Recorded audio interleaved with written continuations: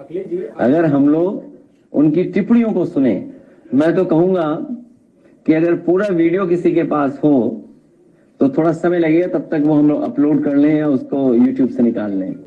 मैं कहूंगा कि वो जो जहां से अरविंद केजरीवाल जी का शुरू करती हैं वो, क्योंकि ये सुनना जरूरी है, ये कॉन्फिडेंस या इस तरह की भाषा देने के लिए जो कॉन्फिडेंस मिल रहा है वो आखिर कहां से आ रहा है। और मैं आपको बता दूं, हालांकि मेरा आपका कोई संबंध नहीं है, क्योंकि बीजेपी वाले सोचते होंगे कि आपसे मैंने सवाल पूछवाया होगा। हालांकि वो विषय ऐसा नहीं है, लेकिन फिर भी मैं कह सकता हूं, अगर अपोजिशन वाले कहें सर, एक अखबार दैनिक जागरण, मैं अपने सभी समाजवादी साथियों से कहूंगा दैनिक जागरण को पढ़ना बंद कर दें, आप खरीदना बंद कर दें। उनके जितना कारोबार है उससे बिल्कुल अपने आप को जोड़े नहीं, दूर कर लें। तो आप इस तरह से बोल रहे हैं क्योंकि अभी सुन लो बेटा, क्योंकि तुम नए हो, और नया मैं इसलिए बोल रहा हूं क्योंकि पत्रकार साथी 8 बजे कोई सो के नहीं उठता। इनको जगाया गया था मेरे घर पहुंचाने के लिए। और एक और व्यक्ति है, अमरोहा का है कि मुरादाबाद का है, पत्रकार साथी जानते होंगे उसका नाम, मैं नाम स्लिप कर रहा हूं। वो दैनिक जागरण, और एक आईएएस अधिकारी अवनीश अवस्थी,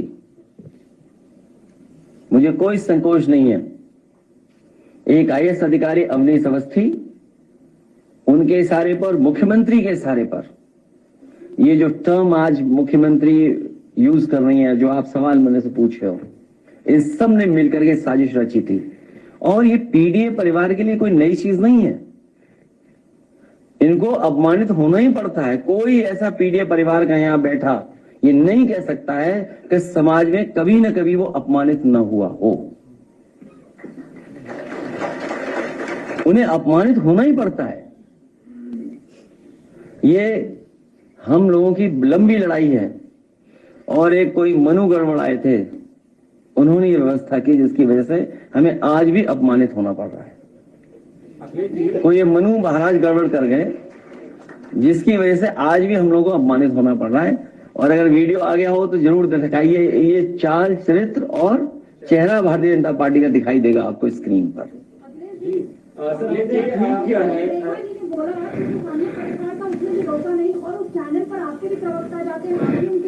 तो वो थोड़ा कांग्रेस से लगाव रखता है। आज से न्यूज 24 पे कोई नहीं जाएगा। आप खासकर तब रामनवमी के मौके पर उत्तर प्रदेश के कई जिलों में कम्युनल टेंशन जैसी स्थिति बनी हुई है। प्रयागराज का मामला है, सलार मसूद गाजी की दरगाह पर कुछ लोग भगवा झंडे लेकर जाते हैं, डीएमएसपी को बताकर फेसबुक पर लाइव करते हुए जाते हैं, दरगाह के ऊपर चढ़ते हैं, भगवा झंडे लहराते हैं, और इस घटना के बाद अब तक कोई कार्रवाई नहीं हुई है। खुलेआम घूम रहे हैं और वो खुद को बीजेपी का नेता बताता है। देखिए, कार्रवाई इसलिए नहीं हो रही है, दो एंगल जो मुझे समझ में आ रहा है, हो सकता है मैं गलत हूं उस बात पे, लेकिन आप इस पर विचार जरूर करना। करने वाला मुख्यमंत्री जी की सेम जाति बिरादरी का है, इसलिए उसको इम्यूनिटी है किसी चीज को लेकर के। न एसओ कुछ बोलेगा, न एसपी बोलेगा, न डीएम बोलेगा, न कमिश्नर बोलेगा। इसीलिए हम लोग कहते थे कि संविधान खतरे में, कानून खतरे में। ये बाबा साहब भीमराव अंबेडकर जी का जो संविधान है, ये हमारी ढाल है, हमारी संजीवनी है, हमें सम्मान दिलाता है। उसी को खतरा पैदा कर रहे हैं। सोचिए, कोई कल्पना कर सकता है कि एक डेमोक्रेटिक कंट्री में, कॉन्स्टिट्यूशनल, जहां कॉन्स्टिट्यूशन हो, जहां कानून हो, जहां शपथ ली गई हो, वहां पर कोई झंडा लेकर के इस तरह का व्यवहार कर ले, और फिर पुलिस जो देख करके टांग पे गोली मार देती है। तो सोचिए, बिना मुख्यमंत्री के इशारे पर ये नहीं हो सकता था। ये सब मुख्यमंत्री के इशारे में, इसलिए क्योंकि अपनी नाकामी उन्हें छिपानी है। और नाकामी क्या है मैं बता दूं आपको।